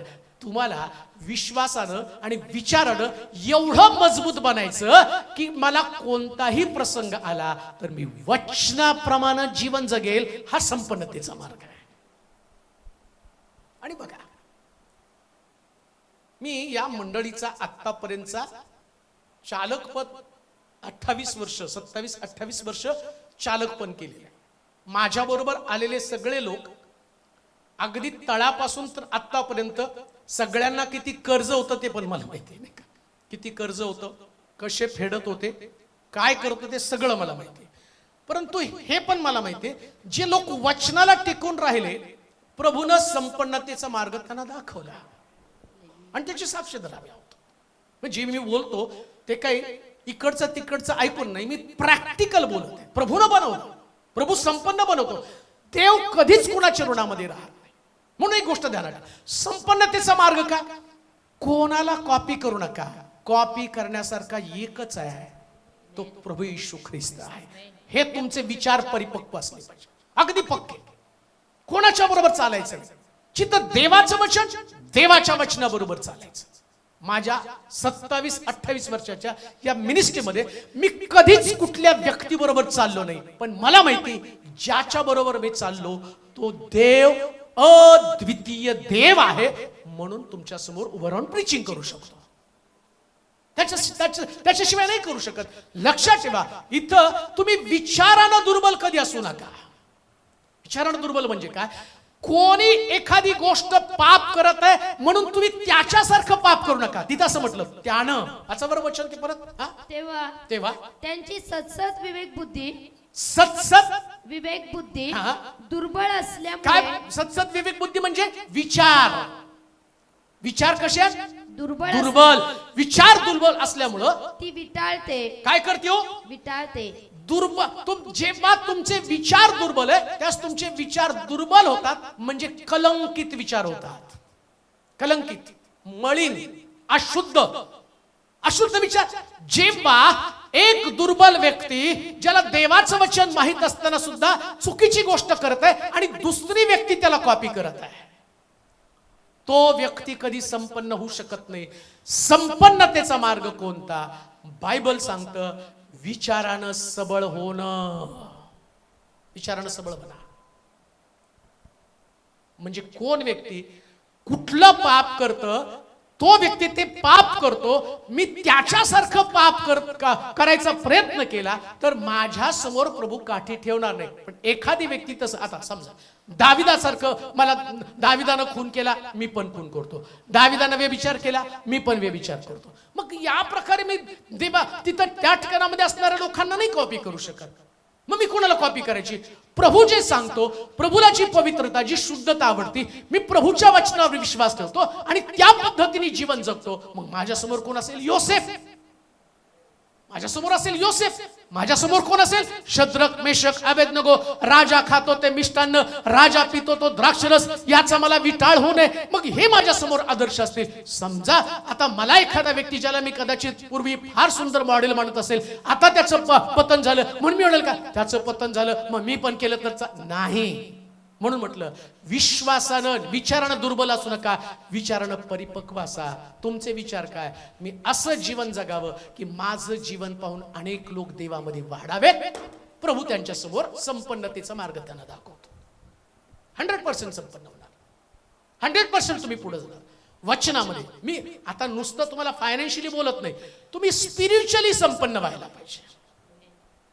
मोठ्या मोठ्या गोष्टी तुम्ही केल्या पाहिजे. मला कधीच वाटत नाही की तुम्ही आहे त्या पोझिशनला असावं, तिथंच नाही तुम्ही थांबलं पाहिजे, तिथंच नाही थांबायचं. त्याच्या पलीकडे गेलं पाहिजे. कृपादानं तुमच्यातली वापरली गेली पाहिजे, आत्मे जिंकले गेले पाहिजे. लोकांनी तुम्हाला पाहिल्यावरती एक आयडल तुम्हाला मांडलं पाहिजे, आदर्श मांडलं पाहिजे. तुमचं जीवन तेवढ्या लेवलवरती पोहोचलं पाहिजे. सेवा तुमची तशी वाढली पाहिजे. बोलण्यामध्ये, विचारांमध्ये इतकी प्रगल्भता आली पाहिजे की तुमचे विचार ऐकण्यासाठी लोक बसले पाहिजे, ऐकण्यासाठी बसले पाहिजे. लोकांनी मार्गदर्शन घेतलं पाहिजे तुम्हाला. कित्येक वेळा लोक तुमच्याकडे जसं युवा संबंधानं म्हणतो की पावसाची वाट पाहावी, तसे लोक माझ्या शब्दांची वाट पाहत आहे. योग तसं बोलत आहे. अहो, आम्ही स्पिरिच्युअली एवढं वर आलं पाहिजे की तुमचं मार्गदर्शन लोकांनी घेतलं पाहिजे. त्या लेवलला तुम्ही पोहोचलं पाहिजे. आम्ही तेवढ्याच लेवलमध्ये राहता कामा नये. संपन्नतेचा, आत्मिक संपन्नतेचा मार्ग आहे. ती संपन्नता, स्पिरिच्युअलची संपन्नता तुमच्याकडे ती आली पाहिजे. मग कधी येणार आहे? तो म्हणतो विचारानं दुर्बल असलं तर त्या ठिकाणामध्ये आम्ही पाहतो की परमेश्वर त्यांच्या समोर काठी ठेवत नाही.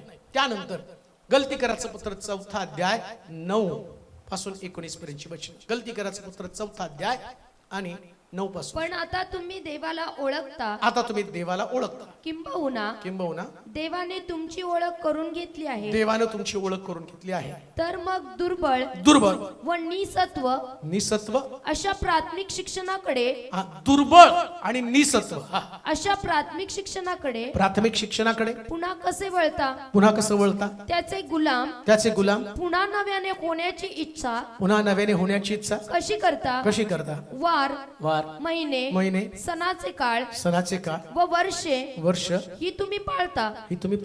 तुमच्यासाठी मी केलेले श्रम कदाचित व्यर्थ झाले असतील अशी मला तुमच्या संबंधी भीती वाटते. 19 पर्यंत अशी मला तुमच्या संबंधाने भीती वाटते. बंधुजनो, मी तुम्हास विनंती करतो, जसा मी आहे तसे तुम्ही व्हा. कारण जसे तुम्ही होता तसा मीही होतो. मी पण होतो. तुम्ही माझे काही वाईट केले नाही. तुम्हाला सुवार्थ सांगण्याचा पहिला प्रसंग मला माझ्या शारीरिक व्याधीमुळे मिळाला. हे तुम्हाला ठाऊक आहे. आणि तुमची परीक्षा होण्याइतके माझ्या प्रकृतीत जे होते त्याचा तुम्ही धिक्कार अथवा कंटाळा केला नाही. तर देवाच्या दूतासारखा ख्रिस्त येशू सारखा माझा स्वीकार केला. तेव्हाची तुमची ती धन्यता कोठे? मी तुम्हाविषयी साक्ष देतो की शक्य असते तर तुम्ही आपले डोळे उपटून ते मला दिले असते. मग मी तुम्हाला खरे ते सांगतो. म्हणून मी तुमचा वैरी झालो आहे का? ते लोक तुम्हास मिळवून घेण्याची खटपट करीतात. पण ती शुद्ध हेतूने नव्हे, तर तुम्ही त्यांना मिळवून घेण्याची खटपट करावी. म्हणून ते तुम्हाला वेगळे ठेवू पाहतात. तुम्हाला योग्य बाबतीत मिळवून घेण्याची सर्वदा खटपट करावी. हे चांगले आहे. आणि हे केवळ मी तुम्हाजवळ आहे तेव्हाच करावे असे नाही. माझ्या मुलांनो, तुम्हामध्ये ख्रिस्ताचे स्वरूप निर्माण होईपर्यंत मला पुन्हा तुमच्या संबंधानं प्रसूती वेदना होत आहे. आता काय एवढं सगळं तुम्हाला मी वाचून दाखवलं. मी तुम्हाला संपन्नतेकडे जाण्याचा गुप्त मार्ग सांगत आहे. संपन्नतेकडे जगातल्या मंडळांमध्ये ज्या पद्धतीचं वातावरण होतं ते पद्धतीचं वातावरण पौलाच्या काळामध्ये घडलेलं आहे. आणि देवाला मंडळ्या संपन्न करायच्या, स्पिरिच्युअली त्यांना वाढवायचंय, आर्थिक स्थिती लोकांची बदलायची, सगळ्या गोष्टी देवाला लोकांच्या बदलायच्या. पण प्रॉब्लेम काय माहिती का? जी घटना पौल या ठिकाणामध्ये या गलतीकराच्या मंडळीला कथन करत आहे तीच घटना जगातल्या सगळ्या मंडळांमध्ये, एक नाही बरं का, सगळ्या मंडळांमध्ये. कोणती घटना? आता पौल काय म्हणतो? एक दिवस असं होतं, मी तुम्हाला शिक्षण देत असताना तुमचं माझ्यावरती एवढं प्रेम होतं, मी तुम्हाला डोळा मागितला तर तुम्ही दिला असता. बघा बरं का, नीट ऐका. पौलानं त्या मंडळीसाठी केलेले श्रम, पौलाची तळमळ, आत्मे जिंकण्या संबंधानं, त्याग करण्या संबंधानं, सगळ्या गोष्टी संबंधानं पौल ज्या पद्धतीनं खर्ची झाला. थोडस वाचा बरं, ते म्हणजे समजेल अजून. परत बंधुजनो, मी तुम्हास विनंती करतो, मी तुम्हास विनंती करतो, जसा मी आहे, जसा मी आहे तसे तुम्ही व्हा, तसे तुम्ही व्हा. कारण जसे तुम्ही होता, जसे तुम्ही होता तसं मीही होतो, तसं मी पण होतो. तुम्ही माझे काही वाईट केले नाही, माझं काही वाईट केलं नाही. तुम्हाला स्वार्थ सांगण्याचा पहिला प्रसंग मला माझ्या शारीरिक व्याधीमुळे मिळाला. जेव्हा त्याच्याकडे शारीरिक व्याधी आणि कष्ट होते, तेव्हा पौल या लोकांना कठीण परिस्थितीमध्ये, आजारपणामध्ये त्यानं देवाचं वचन त्या लोकांना सांगितलं. परिस्थिती बदलली. काय झालं माहिती का, कोणीतरी तिकडे येऊन या पौलाच्या लोकांना वेगळं शिक्षण दिलं. माझा जो नियम आहे, माझा जो मुद्दा आहे, निसत्व शिक्षणामुळे पण दुर्बलता येते.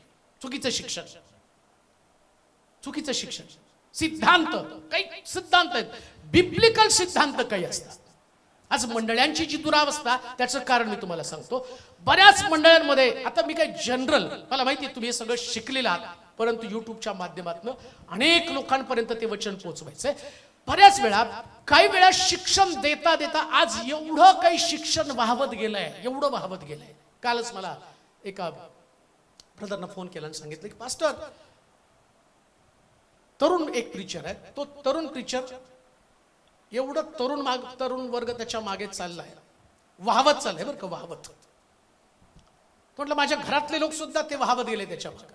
तरुण प्रीचर, मी नाव नाही सांगत, आपल्याला ते काम नाही करायचं कुणाचं नाव सांगायचं, परंतु त्यानं एक सिद्धांत मांडला. कोणता सिद्धांत माहिती का? असं लिहिलं, येशू ख्रिस्त जेव्हा देवानं पिता पुत्र पवित्रात्मा त्रैक्यानं, आम्ही पाहतो की एदेन बाग निर्माण केली आणि देवानं त्याला सांगितलं की सगळ्यावरती तुला अधिकार दिलेला आहे. मग सैतानानं पण पाहिलं, तो अधिकार दिला आणि देवाने त्याला सांगितलं आता तू तुझी सत्ता त्याच्यावरती चाल. सैतानाला ती गोष्ट माहिती होती. सैतानानं त्याला बागेतनं बाहेर काढलं, त्यांनी आज्ञा मोडली, अमकं झालं तमकं झालं, परंतु परत प्रभू येशू ख्रिस्त उठला, त्याने अधिकाराच्या चाव्या देऊन गेला.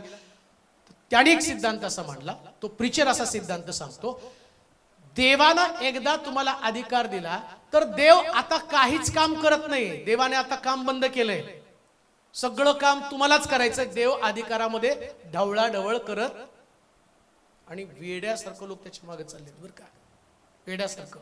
तरुण आहे, गायक पण आहे, चांगलं गातो पण, शिक्षण पण देतो, पण झालं काय माहिती का, त्यानं सिद्धांत मांडला की तुमचं तारण झालं की ते तारण एकदा झालं की परत ते तारण गमावलं जाऊ शकत नाही. तरुण टीचरनी मांडला सिद्धांत. आता तरुणांना हेच पाहिजे ना, तारण गमावणार नाही, खाओ पिओ आयश करो, सगळं करा आणि स्वर्ग राज्य मिळणार आहे. मग निघाले 10 लाख फॉलोअर्स, 20 लाख फॉलोअर्स, आणि ते लोक त्यात. आता पौल इथं काय सांगतो माहिती का, मी तुमच्यासाठी केलेले श्रम. कोणतं श्रम? तुम्हाला वाढवण्यासाठी पौलानं जे डिसिप्लिनचं शिक्षण त्यांना दिलं, डिसिप्लिनचं बरं का, शिस्तबद्ध पौलानं सांगितलेलं आहे. काय पौलाचं शिक्षण जर तुम्ही ऐकलं तर तुम्हाला कळतं, अरे नेमकं करायचं काय स्वर्गामध्ये जाण्यासाठी. गलतीकराच्या पत्रामध्ये पौल काय ते लिहित नाही का, जार कर्म, अशुद्धपणा, कामातुरपणा, मूर्तीपूजा, हे वार, तट फुटी, पक्षभेद, अशी कर्म करणाऱ्यांना स्वर्गाच्या राज्याचा वतन मिळणार नाही. आता पौल हे सांगतो, आणि दुसरीकडे एक व्यक्ती काय सांगतो की तो म्हणतो, तुम्ही एकदा तुमचं तारण झालं की तुमचं तारण कोणी काढून घेऊ शकणार नाही. मग तुमच्यामध्ये फुटी आहे, तुमच्याकडे पक्षभेद आहे, तुमच्याकडे हेवा आहे, तुमच्याकडे दारूबाजी, मग तुमच्याकडे रंगेलपणा. आता विचार करा, पौल एक सांगतो, हा एक सांगतो, आणि पौल काय म्हणतो माहिती का, ज्याच्यासाठी पूर्वी तुम्ही माझ्या संगती मरायला तयार होता, आता तुम्ही माझ्या मुळावर उठलेला आहात. दुर्बल. आज मंडळांमध्ये प्रॉब्लेम काय झाला माहिती का, तुम्ही शिक्षण जर ऐकायला गेला तर जे पौलाच्या काळामध्ये ते शिक्षण आता रोज उठून एक नवीन शिक्षण, रोज एक उठून. आता काय होतं, तो म्हणतो मी या आणि हे लोक निघतात बरं का, लगेच निघाले ते याच्या, चला आज यांनी सांगितलं याच्या मागे, त्यांनी सांगितलं त्याच्या, काठ्या काढून कोणावर ठेवतो, जे विश्वासामध्ये सबळ आहे, प्रभू त्यांच्या समोर काठ्या ठेवतो. हा गुप्त मार्ग आहे. काही झालं तरी सत्य शिक्षणापासून किंचित सुद्धा ढळू नका. दुर्बल शिक्षण नको आहे. प्रत्येक गोष्टीवरती नाही विश्वास ठेवायचा. प्रत्येक गोष्टी संबंध. मी परवा औरंगाबादला गेल्यावरती त्यांनी सांगितलं, एक प्रॉफिट आला आणि त्यानं सांगितलं त्या ब्रदरला, देव तुमच्या आईची पेन्शन वाढवणार आहे. तो त्यांनी तुझं तोंड बघितलं, माझी आई मेली.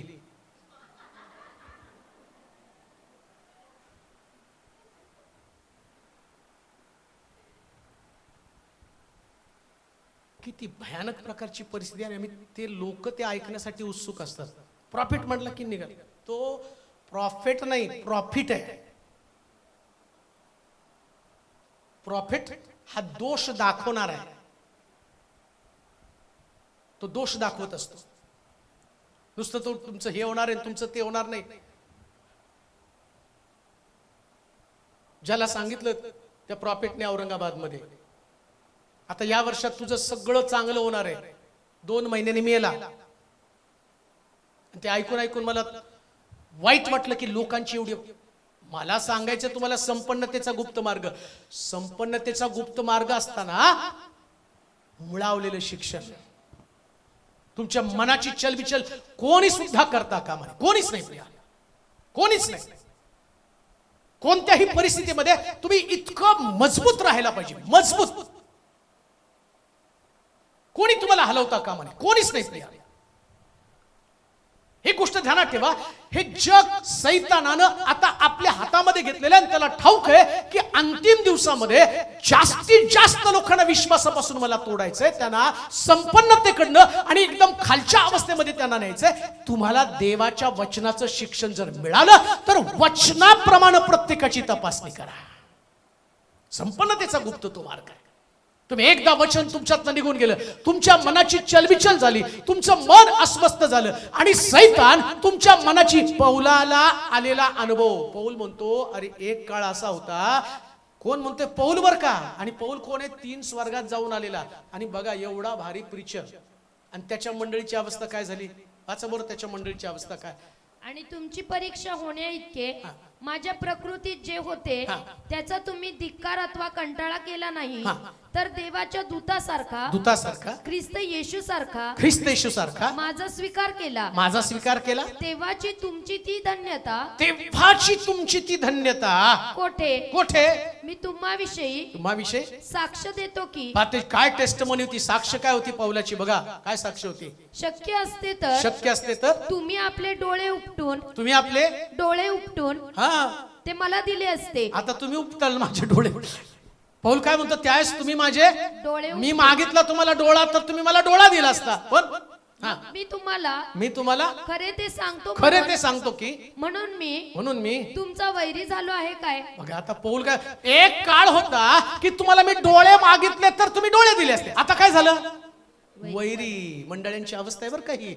मी संपन्नतेचा गुप्त मार्ग तुम्हाला सांगतो. हे घडतं का. बायबल किती जिवंत आहे हो. बायबल किती सत्य आहे. जेव्हा तुम्ही देवाच्या वचनाकडे बारकाईनं पाहताना हे का घडतं ते तुम्हाला सांग. देवाला वाटतं की तुम्ही संपन्न असाल. सैतानाला काय वाटतं. सैतानाला वाटतं नाही देवापेक्षा जास्त मी संपन्न बनवतो. नाही, सैतानाला वाटतं तुमची संपन्नता काढून घ्यावी. तुम्ही स्पिरिच्युअली संपन्न असावं सगळ्या गोष्टीने. मी नुसतं तुम्हाला फायनान्शियली बोलत नाही. तुम्हाला सुरुवातीला सांगितलं मी फायनान्शियली संपन्नतेविषयी बोलत नाही.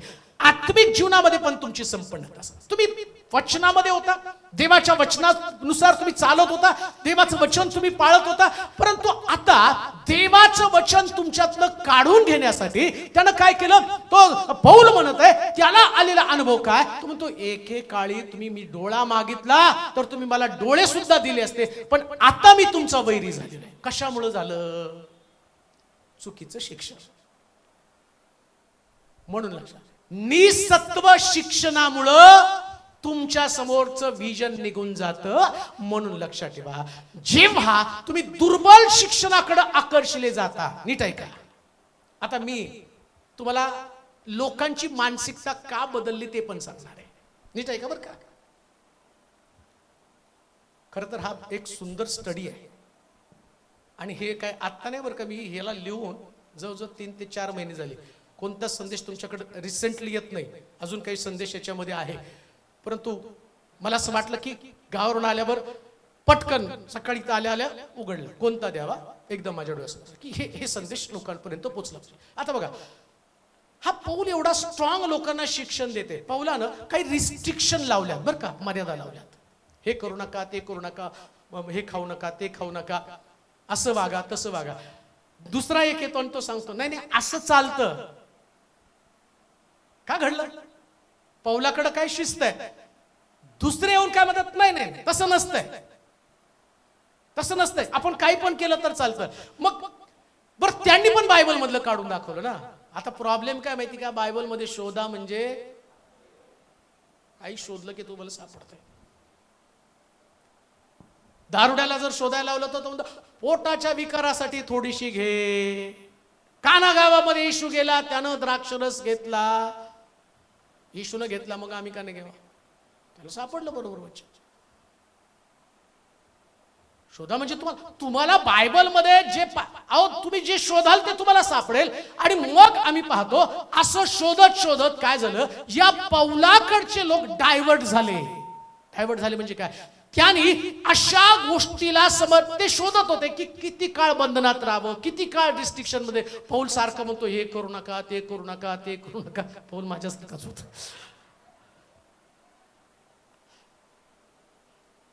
हे करू नका, ते करू नका, ते करू नका, ते करू नका, ते करू नका.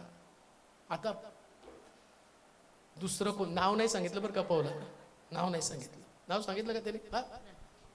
वाचा वाचा ते वचन पटकन. तथापि आणि तुमची परीक्षा होण्या इतके माझ्या प्रकृतीत जे होते त्याचा तुम्ही धिक्कार अथवा कंटाळा केला नाही, तर देवाच्या दूतासारखा ख्रिस्त येशू सारखा माझा स्वीकार केला. आधी कशासारखा स्वीकार केला? ख्रिस्त येशू. जेव्हा चांगला असतो तेव्हा येशू बोलतो, येशू बोलतो, दुसरं कोण नाही. येशूच तुम्ही पाळत साहेब, येशूच येशूच. एकदा पाळक डोक्यात बसला मी वैरी, असं लिहिलंय तिथं. वाचा वाचा. तेव्हाची तुमची ती धन्यता, तेव्हा ती धन्यता कोठे कोठे मी तुम्हाविषयी साक्ष देतो. तुमच्याविषयीच बोलतो मी. शक्य असते तर तुम्ही आपले डोळे उपटून ते मला दिले असते. डोळे दिले असते. हो पुढे. मग मी तुम्हाला खरे ते सांगतो म्हणून मी तुमचा वैरी झालो आहे का? आता काय झालो? वैरी कशाने झालं तुम्हाला माहिती आहे.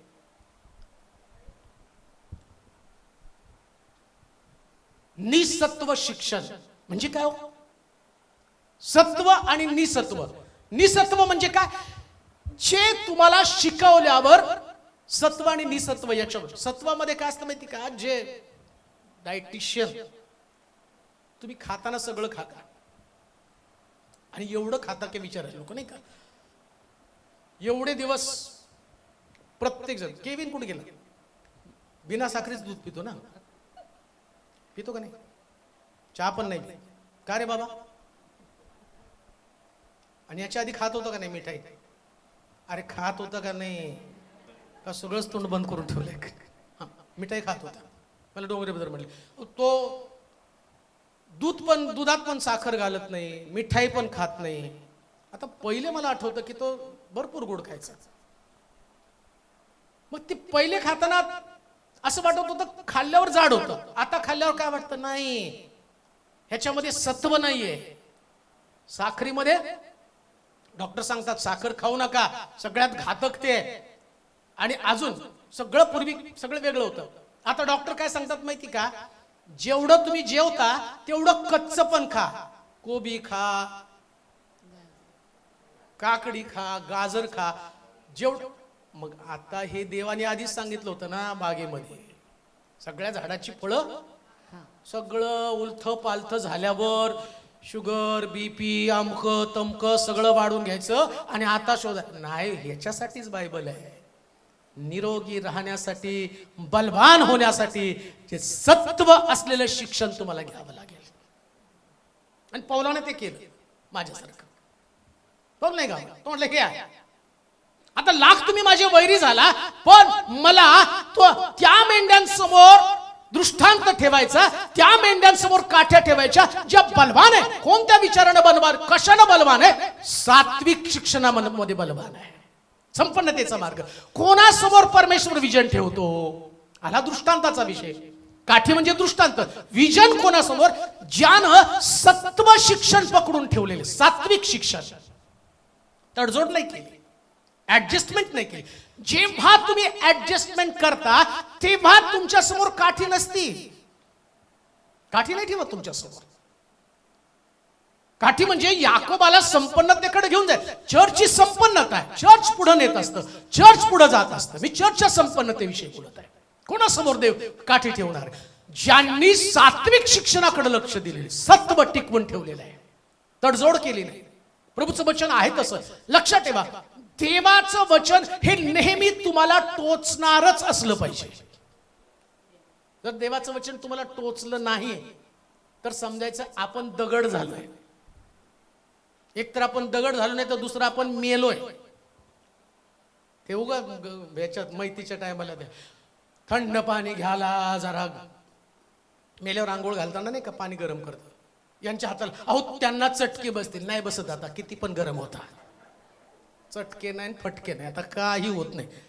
तसं किती पण फटके मारा, किती पण चटके मारा, ज्या लोकांना देवाच्या वचनाचं महत्वच नसतं ते निसत्व शिक्षणाकडे गेलेले, चेंजेस नाही, बदल नाही, परिवर्तन नाही. याच्यामुळं तुमच्या समोर दृष्टांत कधीच नसणार आहे. ऐका, काठ्या संबंधात याकोबानं संपन्नतेचा मार्ग सांगितला. संपन्नतेचा मार्ग काय? तो म्हणतो सात्विक शिक्षणानं तुम्ही बळकट व्हा. सात्विक शिक्षण बरं का. एकदा सात्विक शिक्षण तुम्हाला कळलं ना, मग तुम्हाला कळतं की काय देवाच्या वचनाची महती आहे, काय महत्व आहे त्याला. नाही का? परवा एका घरामध्ये प्रार्थनेसाठी गेलो आलो.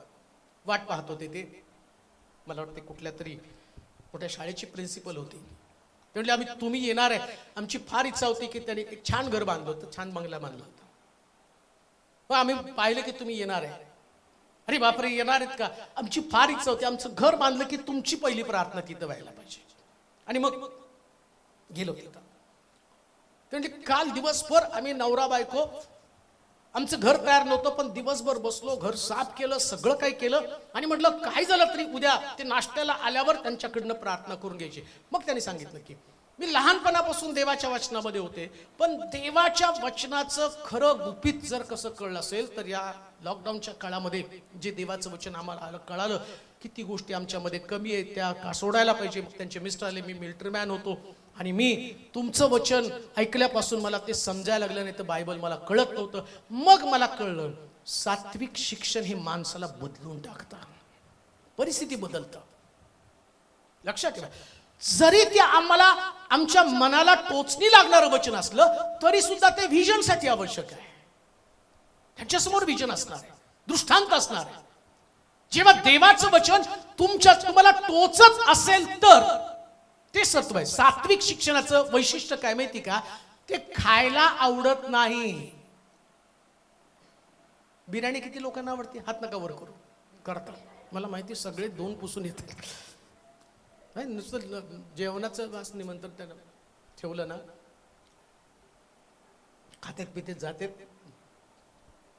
कसं होतं? एकदम छान होतं. बाहेर काय व्हेज करतात काय माहिती, म्हणतात बरं का. व्हेज खाल्ल्यावर म्हणतात लोक, म्हणतात आवडत नाही. पण मी तुम्हाला सांगतो व्हेज मध्येच सत्व आहे. पण ते आपल्या शरीराला जे आवडतं ते आपण घेतो ना, जे मला आवडतं ते. बघा, जेव्हापासून मला कळलं ना तेव्हापासून माझ्याबरोबर असणाऱ्याला विचारा, कुठल्याही घरात गेल्यावर लोक पाळक आला म्हणून एवढं मटण वाटतात, असं त्यांना वाटतं सिंहच बसलाय खायला, अख्खा बोकड खातो का. त्यांना हात जोडून सांगतो, बाबा माफ करा. बरं, नुसतं ते नाही, तेल तर एवढं टाकतात की एक वाटी तेल त्याच्यातनं निघत आहे. आणि माझा प्रॉब्लेम काय, माझ्या शरीराने ते स्वीकारलंय की बाबा हे खायचं नाही. समजा तेलात बुचकळलेला एक घास आतमध्ये जरी गेला, सात्विक शिक्षण मी तुम्हाला सांगते बरं का, मुद्दाम नाही सांगत माझी बडाई मारण्यासाठी किंवा मी काय करतो नाही, पण मला ती सवय लागली की कमी तेलाचं खायचं, कमी तुपट खायचं, नॉनव्हेज व्हेजिटेरियन खायचं. बघ ते तेलातली भाकर आतमध्ये गेला की आपोआप मला ठसका लागतो, आपोआप काही करायला लागत नाही. आणि तो ठसका इतका भयानक असतो की सगळे टेबलवरचे लोक इकडे तिकडे पाणी शोध, कोण काय शोध, हवा घाल, काय काय त्यांना जागेवर गेला घरामध्ये तो लोक आमचं नाव खराब करून टाकतील. पळापळी त्यांची असते. का तर पण मी ते स्वीकारलं की नाही, माझ्या शरीरानं पण ते स्वीकारलं, जे सात्विक नाही ते आतमध्ये घ्यायचं नाही. म्हणून एवढी वर्ष सेवा करताना तंदुरुस्त आहे का? सात्विकता. सात्विकता म्हणजे सत्व असलेलं जीवन आतमध्ये. लक्षात ठेवा, हे आत्मिक जीवनामध्ये तसंच आहे. बलवान व्हायचं तर सात्विक शिक्षणाकडे लक्ष असू द्या. तुम्हाला वाचवणाऱ्या शिक्षणाकडे जाऊ नका, जिथं तुमचा बचाव होईल, जिथं तुम्हाला कोणीतरी सुटका देईल, जिथं तुम्हाला कोणीतरी आणि अंजारून गाजून माझ्या सोन्या, माझ्या पिंट्या, माझ्या बबड्या, माझ्या आमक्या, माझ्या छबड्या नाही हो. तिथं नाथानासारखं संदेश असलं, नाथानासारखं, योहानासारखं असलं पाहिजे की ज्याच्यानं परिवर्तन होणार आहे. मग तुमच्याकडे आत्मिक उन्नती असणार आहे. एक शेवटची गोष्ट वाचूया, बऱ्याच गोष्टी परंतु एक शेवटची गोष्ट वाचूया. यशाया जकर्याचं पुस्तक 10वा अध्याय 12 वचन. मी त्यांना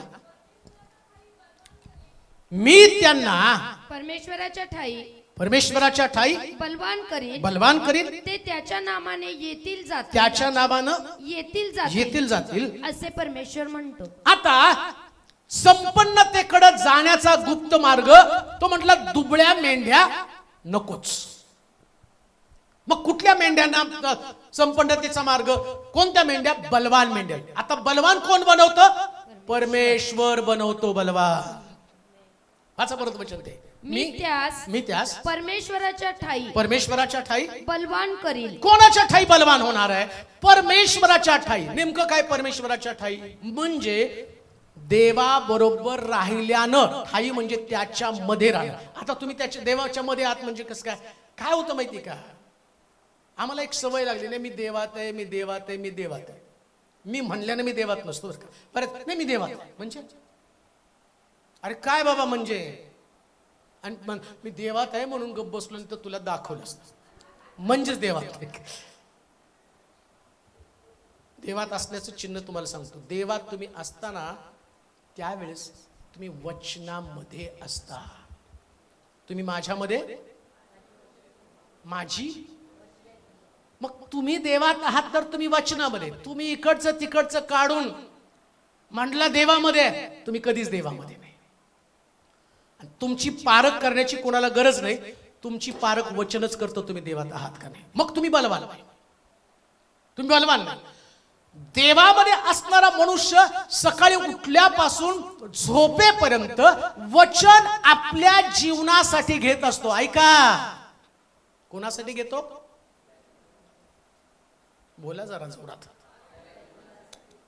बलवान कुणाला व्हायचंय? आता मी जाताना 1 ग्लास दूध पितो, 2 अंडे खातो, मग आमच्या आईला ताकद येते? कुणाला ताकद येते? हा, ती रोज सकाळी उठल्यावर 20-30 बदाम ती भिजवते.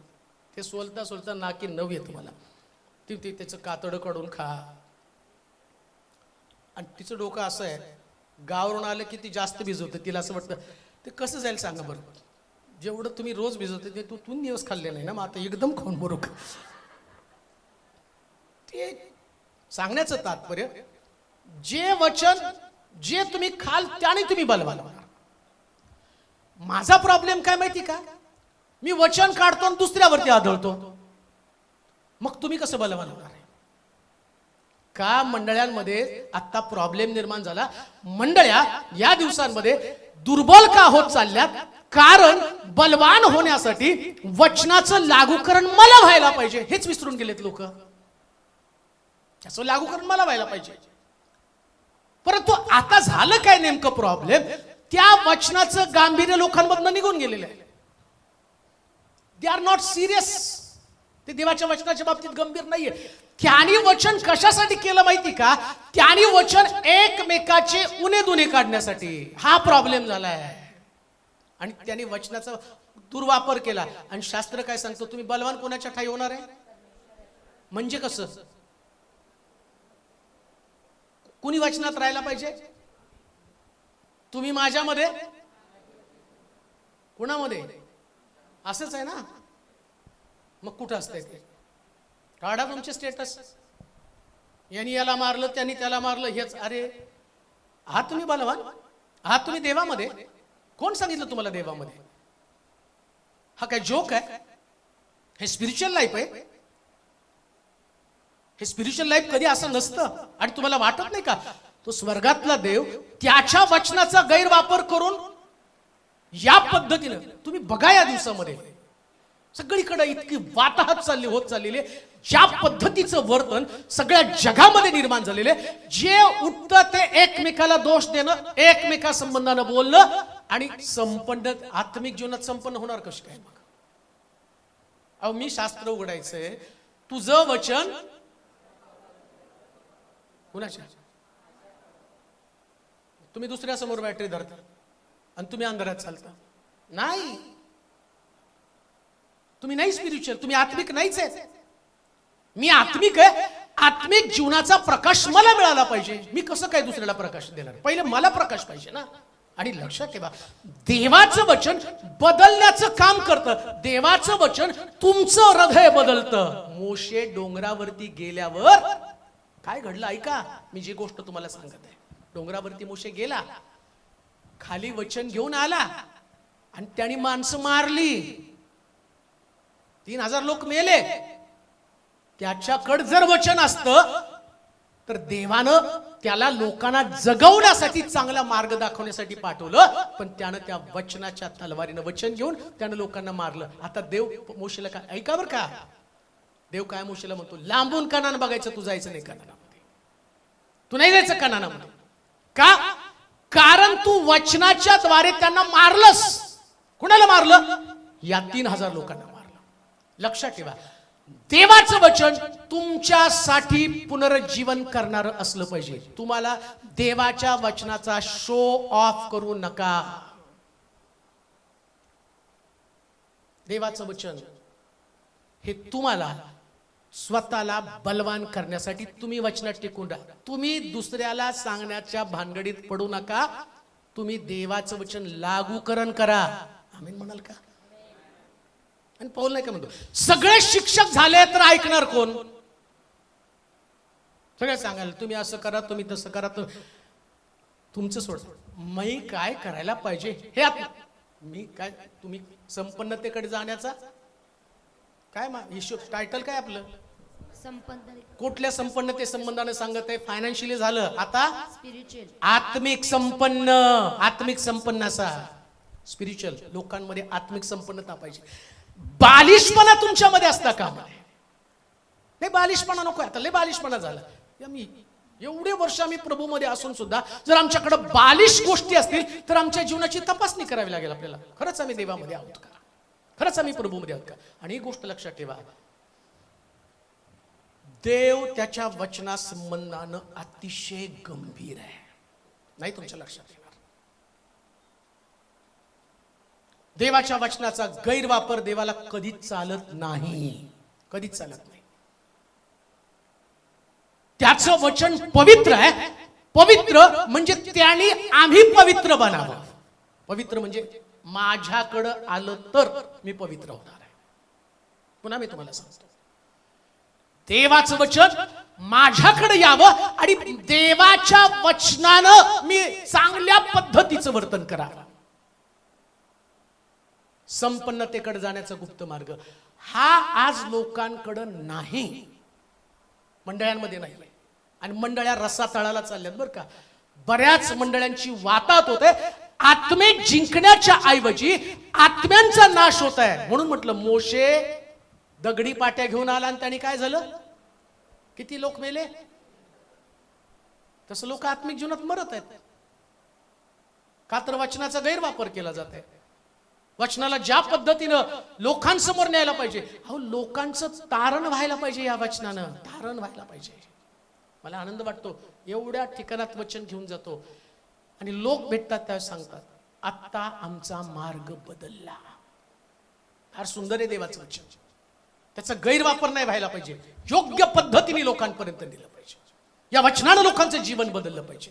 हे वचन आम्हाला रिव्हाइव्ह करणारं वचन असलं पाहिजे. सकाळी उठल्यापासून रात्री झोपेपर्यंत मी पुन्हा तुम्हाला सांगतो, तिकडं एकमेकाला पाठवताना इतकी सुंदर वचनं पाठवा, इतकी छान वचनं पाठवा की त्या वचनानं लोक देवाशी जडले की हे तुम्ही संपन्न झालेला आहात.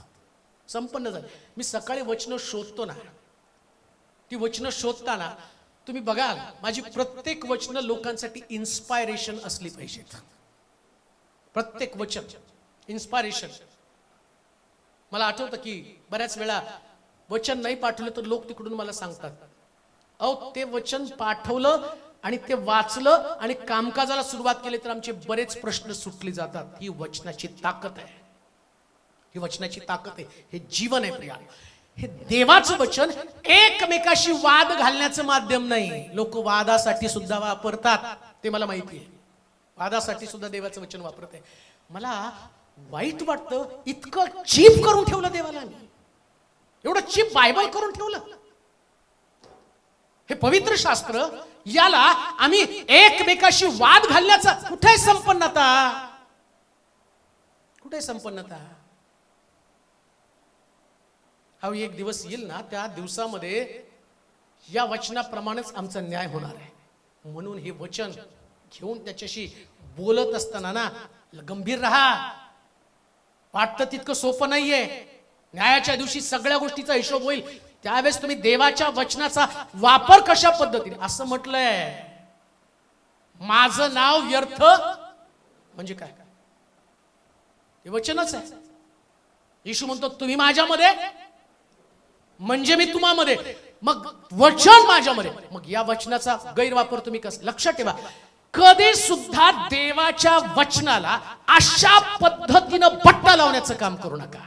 संपन्न नाही होऊ शकत ना मंडळी, ना तुम्ही, ना तुमचं आत्मिक जीवन. आत्मिक जीवन संपन्न करताना मी फार गंभीर असलं पाहिजे. फार गंभीर, फार म्हणजे फार गंभीर, अतिशय गंभीर असलं पाहिजे. का? कारण दगडी पाट्यावरती 40 दिवस 40 रात्र देवानं आपलं सगळं मनोगत या मोशेला तिथं सांगितलं. 40 दिवस सहवास दिला. 40 दिवस देव त्याच्याशी बोलला. म्हणून लक्षात ठेवा, परमेश्वराचं वचन, मला ती तळमळ माहितीये. तुम्हाला सांगू का, नॉर्मल बोलताना मला अजिबात हल्ली बोलता येत नाही. बोलता येत नाही. फक्त मी तुमच्या समोर माईकवर आहे. आल्यावर तुम्ही पोरांना विचारा. त्यांना बऱ्याच वेळा तर मला खुनाने सांगावं लागतं. परंतु मला माहिती वचनाची ताकद, हे वचन लोकांपर्यंत पोचलं पाहिजे. लोकांचं जीवन बदललं पाहिजे. त्यांनी स्पिरिच्युअली स्ट्रॉंग व्हायला पाहिजे. लोकांनी स्वतःचा बचाव केला पाहिजे. या उद्देशानं दिवस रात्र माझी तळमळ असते आणि त्याच्यासाठी माझं समर्पण आहे. पुढे जाऊन मी तुम्हाला सांगतो, मला पूर्ण खात्री आहे, जेव्हा प्रभू येईल ना, तर याचं प्रतिफळ तो 100% मला देणार आहे. 100%, बरं का, 100%. मला त्या गोष्टीची भीती वाटत नाही की चला आता माझा घसा बंद होईल किंवा काय होईल. नाही, मला माहिती, मीटिंग केल्यानंतर माझ्याकडं नसतं काही सांगण्यासारखं, म्हणजे बोलण्यासारखं काही नसतं. पण तरी सुद्धा मी पुढच्या मीटिंगला निघतो. कारण मला माहिती आहे, जेवढे दिवस आहे तेवढे दिवस जर लोक देवाचं वचन ऐकतील आणि ते बदलतील, तर तो आल्यावर अनेक पेंढ्याचं मन जमा करेल. देवाचे प्रिय लोक, संपन्नतेकडे जाण्याचा गुप्त मार्ग कोणता? परमेश्वराच्या ठाई बलवान होणं हा संपन्नतेचा मार्ग आहे.